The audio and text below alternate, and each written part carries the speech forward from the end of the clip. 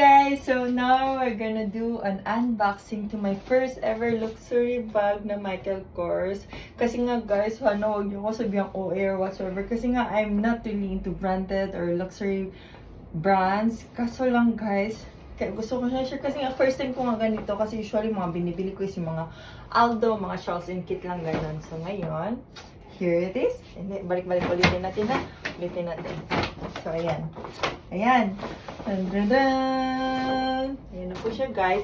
So, alam niyo po, guys, habang nasa Michael Kors shop ako kanina, video ako ng video. Tapos yun, hindi ko alam na bawal pala mag-video. Sinabihan ako na bawal na mag-video, picture lang. Tapos sabi ko, okay. Tapos yun, hindi na ako nag-video. Tapos yun, hindi ko naman na-taste. Nung nagbayad na ako, nag-video ako ulit. Sabi, wag daw. Picture lang daw. So, nag-picture na ako, ganun. Masaya na, guys. Nabili ko pala to siya sa City Gate Outlet sa Hong